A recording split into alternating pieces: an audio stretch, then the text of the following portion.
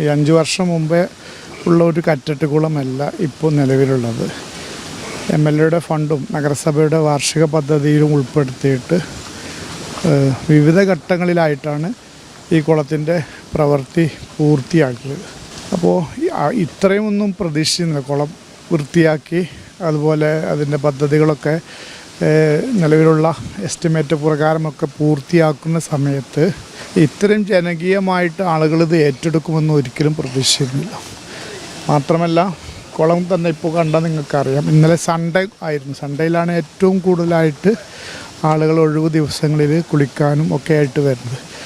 ആ ദിവസമായിട്ട് പോലും ഈ കുളത്തോ അല്ലെങ്കിൽ കുളത്തിൻ്റെ പരിസരത്തിലോ യാതൊരു മാലിന്യങ്ങളോ പാഴ്വസ്തുക്കളോ ഇല്ല എന്നുള്ളത് ഏറ്റവും ശ്രദ്ധേയമാണ്. കാരണം ആളുകളത് ഏറ്റെടുത്തു. ഇത് ഞങ്ങളുടെ കുളമാണ് എന്നുള്ള രീതിയിൽ ഇത് പൊതുവായിട്ടുള്ള ഒരു പൊതുകുളം എന്നത് അവരുടെ കുളമാണ്, ഇന്ന് മാത്രം ഉപയോഗിക്കേണ്ടതല്ല, ദീർഘകാലം ഉപയോഗിക്കേണ്ടതാണ് എന്ന് മനസ്സിൽ വരുത്തിയിട്ട് അവർ തന്നെ ഇത് ശുചീകരിക്കണം. അല്ലാതെ നഗരസഭയുടെ ശുചീകരണ തൊഴിലാളികളോ മറ്റുമൊന്നുമല്ല ഇത് സംരക്ഷിക്കാൻ മുന്നോട്ട് വന്നിട്ടുള്ളത്. കുളത്തിൽ വരുന്ന ആളുകൾ, അതുപോലെ തന്നെ ഈ കാട്ടിപ്പറ്റിയുള്ള സമീപ പ്രദേശങ്ങളിലുള്ള ആളുകളൊക്കെ ഇത് കുളിക്കാൻ വരുന്നു.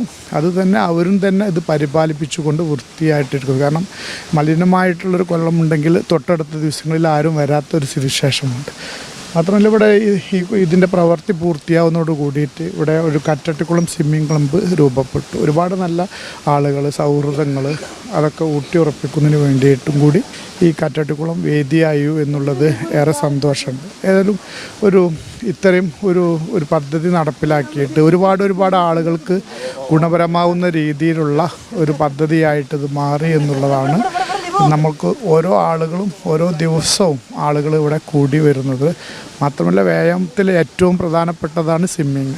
അത് പല ഇതിലും ഉണ്ടെങ്കിൽ പോലും സ്വിമ്മിങ് ആണ് ഒരു മനുഷ്യൻ്റെ എല്ലാ അവയവങ്ങളും ഒരേ സമയം ചലിക്കുന്ന രീതിയിലുള്ള എക്സസൈസ് ഉണ്ടാകുന്നത്. അപ്പോൾ അതുകൊണ്ട് തന്നെ ആളുകൾ ആ കാര്യവും കൂടി ഉൾക്കൊണ്ടുപോകണം. പല ആളുകളും ഇവിടെ വന്ന സമയത്തൊക്കെ പല ശാരീരിക അസ്വസ്ഥങ്ങളൊക്കെ ഉണ്ടായിരുന്നു. അവർ കുറച്ച് മാസങ്ങൾ വന്നപ്പോൾ അവരൊക്കെ ഫുൾ ഫിറ്റാവുന്ന രീതിയിലേക്കും കൂടി കണ്ടുകൊണ്ടിരിക്കണം. അപ്പോൾ അതും കൂടി അതിൽ ഏറ്റവും വലിയ അങ്ങനെയും കൂടി ഒരു വലിയ ഒരു പങ്കാളിത്തത്തിൽ അല്ലെങ്കിൽ വലിയൊരു പദ്ധതിയിൽ പങ്കാളികളാകാൻ കഴിഞ്ഞു എന്നുള്ള സന്തോഷം കൂടിയുണ്ട്.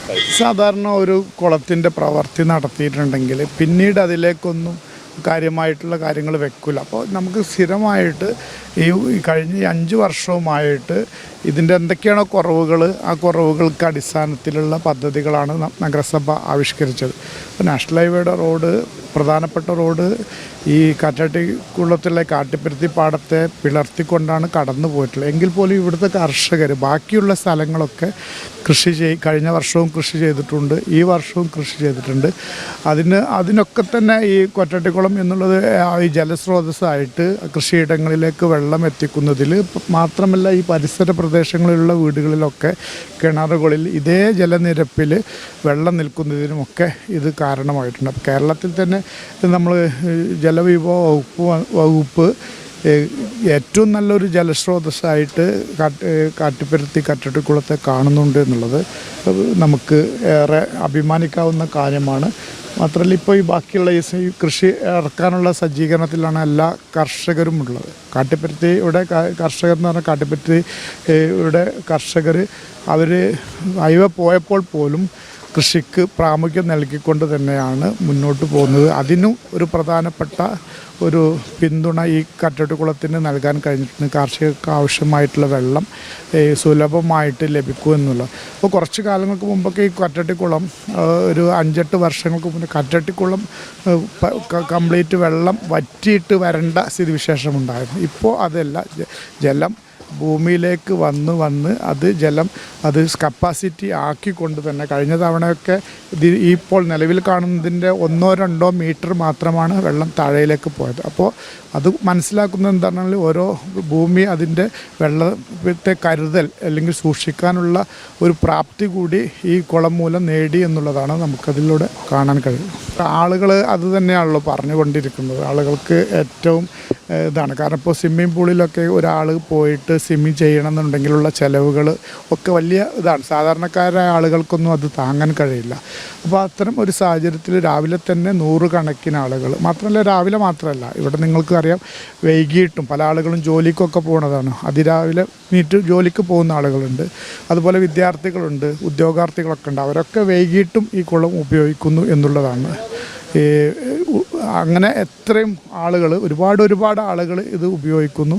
അതിൻ്റെ ഒരു ഭാഗമാക്കാൻ കഴിയുന്നതിൽ ഏറ്റവും സന്തോഷവും അഭിമാനവും ഉണ്ട്. ഓക്കെ, നമ്മൾ ഉറങ്ങി എണീറ്റിട്ട് അതിരാവിലെയാണ് ഇവിടുത്തെ ആളുകൾ എത്തുമ്പോൾ. അപ്പോൾ എന്തെങ്കിലും ചെറിയ രീതിയിലുള്ള മനീസമായിട്ടുള്ള ഒരു മനസ്സിലുണ്ടെങ്കിൽ അതൊക്കെ കഴുകിയിട്ടാണ് ഇവിടെ വരുന്നത്. ഫ്രഷായിട്ടാണ് വരുന്നതും കയറിപ്പോകുന്നതും ഒക്കെ ഉള്ളത്. അപ്പോൾ അത് തന്നെയാണ് ഈ കൂട്ടായ്മയിലൂടെയും കാണുന്നത്. കാരണം അത്രയും നല്ല വിവിധ വ്യത്യസ്തമായിട്ടുള്ള ജാതി മത രാഷ്ട്രീയമുള്ള ആളുകളൊക്കെ കൂടി ഈ കാറ്റൊട്ടിക്കുളത്തെ പിന്നെയുള്ള പ്രവർത്തനങ്ങൾ കൊണ്ട് വലിയൊരു കുളമായതുകൊണ്ട് അവരെല്ലാം ഇതിലൂടെ ഏകോപിക്കാൻ കഴിഞ്ഞു എന്നുള്ളതും കൂടി വലിയ ഒരു സന്തോഷം നൽകുന്ന കാര്യമാണ്.